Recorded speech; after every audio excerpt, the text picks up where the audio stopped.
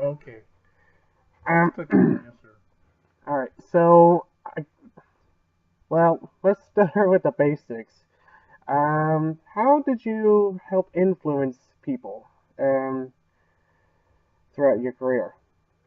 Well, influence people in the way of mentoring and coaching. I think it started off when I was first got into law enforcement back in 1971 here in Gilroy, and I was one of the very first school resource officer to be hired by the police department, and with a program where you were assigned to the school district as a non-enforcement officer, basically as a mentor, role play, officer-friendly program, is what they used to call it in the old days, but they changed it to a school resource officer.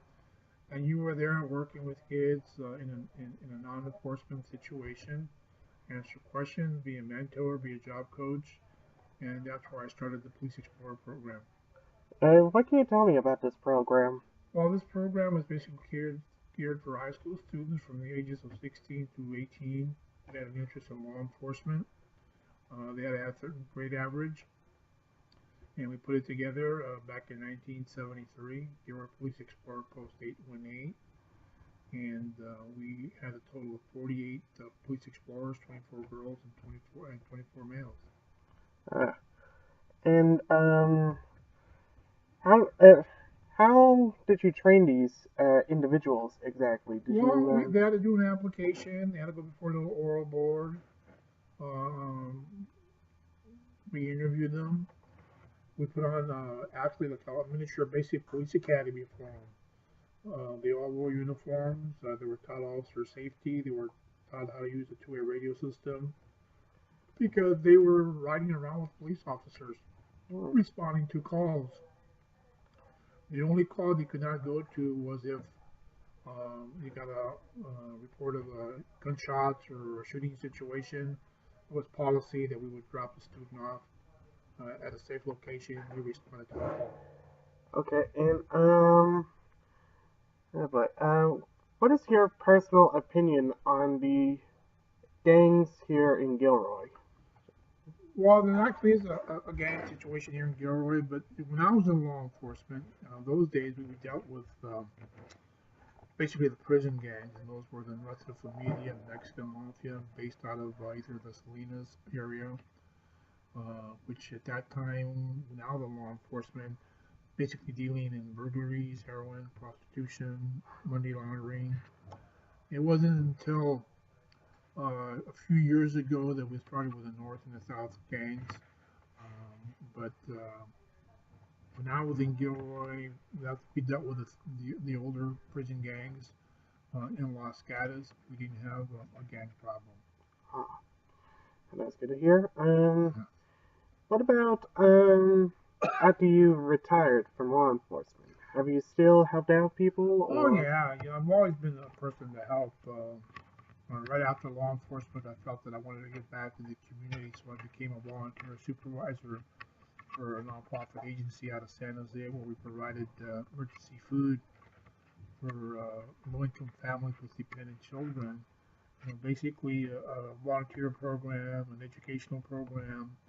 We did mentoring, we did job coaching, um, and just helped out as much as we could. Eh, your wife must have really supported you, or did she? Yes, she did. She was a real backer in law enforcement, in everything that I did, and she was there to assist me in any way I could. But yeah, without her, the program wouldn't have worked. Ah, that's very good to hear. Very good to Yeah. hear. So, do you have anything to say to the people who are probably going to be listening to this video in classrooms or at home or whatnot? Yeah, I could put it on pause. I got a customer. All right. So, do you have anything to say for the people at home watching this video? Well, I hope they're having a great day and they're all doing good. Basically, is that do the best you can in school. Uh, be good to your parents. Um, set goals and pursue those goals. Just keep in mind that sometimes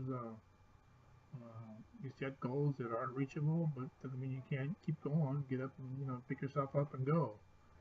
We always have some ups and downs in life, and you just gotta do the best you can, and that's all you gotta do. If you're doing yourself when you're doing the best that you can, you'll have no problem. Thank you, thank you. And what about any safety tips? I mean, from a law enforcement point of view, do you have any tips for that, or? Well, I'm always very, very anti drinking and driving for youngsters. As a police officer, every accident I investigated involving a young person was inattention, inattention, inattention. Basically, pay attention to what you're doing when you're driving. Don't text, don't eat.